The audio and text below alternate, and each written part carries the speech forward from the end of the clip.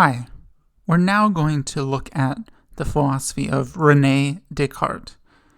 And in particular, we're going to look at what he says about epistemology, that is to say, how we can get knowledge about the world, and certain knowledge at that. And we're also going to look at his philosophy of mind, his view about the relationship between mind and body. In this lecture, I'm going to give some background information to help us understand Descartes' context. First of all, Descartes lived during the early modern period, and he was one of the early figures of that period. If we divide up history for the purposes of thinking about Western philosophy, we can divide them up as follows. First, there's ancient philosophy of Greece and Rome. Then there's the Middle Ages or medieval philosophy. Then there's the Renaissance. And after the Renaissance comes the early modern period. We should understand this early modern period as characterized by several key changes beyond philosophy that inform the philosophy that's developed. So this in part arises because of new scientific developments, or what these figures would call natural philosophy. And we associate natural philosophy or the new science with figures like Francis Bacon, Galileo, Robert Boyle, and Isaac Newton. And so notice with all these figures, what they're doing is using new scientific instruments like microscopes, telescopes, and so on. They are using new methods, for example, carrying out scientific experiments in a little bit more rigorous manner. And finally, they're also using mathematics in a much more significant way when doing philosophy. What those developments mean is that there's a shift from one kind of explanation to another. So before the early modern period, explanations were often put in terms of goals or purposes, for example, God's purposes, and likewise in terms of qualities of things. And so those are very qualitative types of explanations that then get shifted to quantitative explanation. So you should think about here the development of calculus and other quantitative methods, measurement, and so on. Alongside these changes with respect to science are changes with respect to religion. And so here we should think about the Reformation initiated by Martin Luther and others. And so what happens is that there's a shift toward thinking critically for oneself about what one believes with respect to religion and other matters. Now, some of that questioning is used in support of religious doctrines, but then it also results in views that go against religious doctrines. So you have radical philosophers like the Jewish philosopher Spinoza, who developed a philosophy that seemed to minimize or totally get rid of any role for God in understanding how the world works. So it's in this context of rethinking science and religion that Descartes develops his thought. Descartes was a French philosopher who initially didn't really do philosophy, but instead mathematics.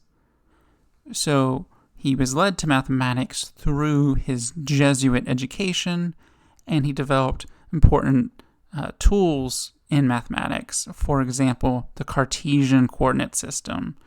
So that term Cartesian comes from the second half of Descartes' name. So if you look at Descartes' name, it means René de, meaning of, Carte. So Carte being a place. So René of the place of Carte. And so when you abbreviate his name, you get Cartesian.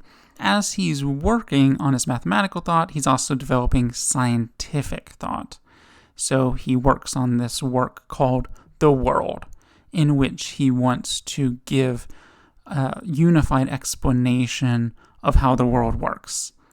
Part of that explanation involves an assumption of heliocentrism, an assumption that not everything revolves around the Earth, but rather the Earth revolves around the Sun, and we understand the Sun as being the center of the universe.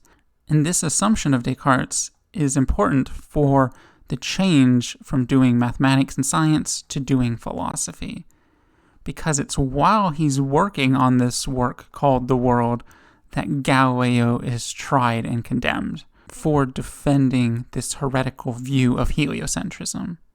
So it's that event that gives Descartes a sort of wake-up call.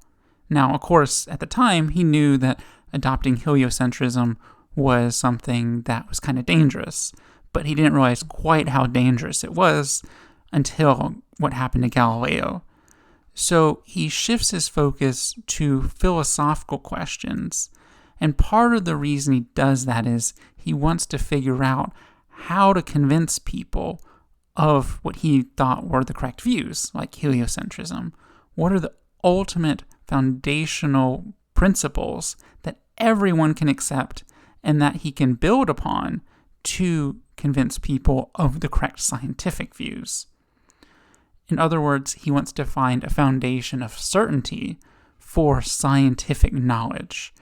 And if this foundation is certain and everyone can recognize that foundation, then there wouldn't be disagreements and disputes like what happened with Galileo.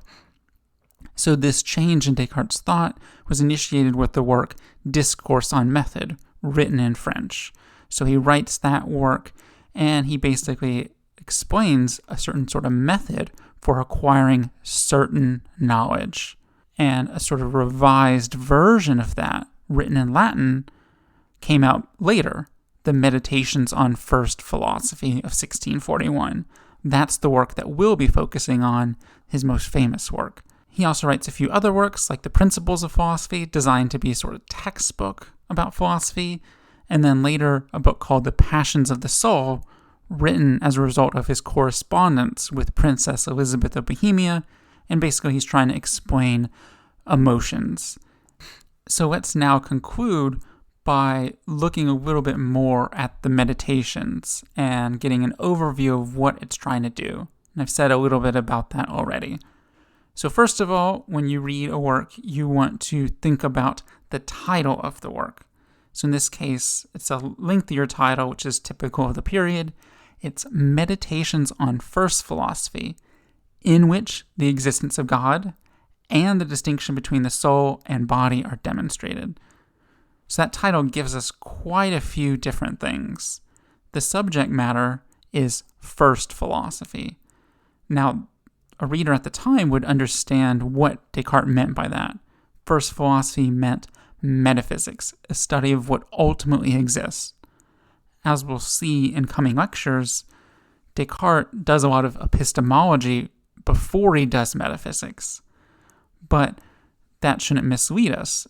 Metaphysics is the most important thing for Descartes here, and he uses epistemology to establish certain metaphysical views. What are those metaphysical views? Well, you get those in the title. The existence of God, and a distinction between mind and body, or soul and body. As we'll see, proving God's existence isn't just important for religious purposes, it's also for Descartes important for scientific purposes. Similarly, distinguishing between soul and body and saying that they're different things is important for Descartes' understanding of science as well. Science is to be concerned with the body, whereas other types of inquiry are to be concerned with the soul. But that distinction between soul and body is, of course, important for religious purposes, since holding that there's a soul that can exist independently of body means that there can be an afterlife. So that tells us some of the conclusions that Descartes is going to establish in the Meditations. But there's really a deeper aim here, which I've already mentioned. It's to, quote, establish something firm and lasting in the sciences. It's to establish, in other words, a foundation for doing sciences. A certain foundation, certain principles that everyone can accept and assume in carrying out observations and experiments. And if everyone accepts those same things and we perform observations and experiments using those principles, then we can come to truths that are universally accepted. And we'll talk a little bit more about that aim in the coming lectures and how Descartes thinks he can satisfy that aim. to conclude here, we want to focus on one last word of the title, that is meditations. Meditation in this context isn't something that you do to get rid of thought. Rather, meditation involves thinking. So there are other works at the time called meditations that are autobiographical reports of praying and having religious experiences, and so they are recounted day by day.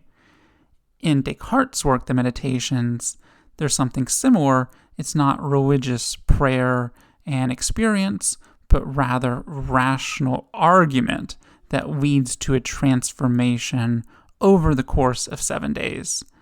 And so we should remind ourselves that this is a rhetorical device. This isn't exactly what Descartes himself went through, but rather it's sort of a way to structure his thought, and it's a way to structure it so that someone reading it can be led step by step to agree with what Descartes wants them to agree with. In the next lecture, we'll see how Descartes begins his argument that's supposed to lead to a certain foundation for the sciences.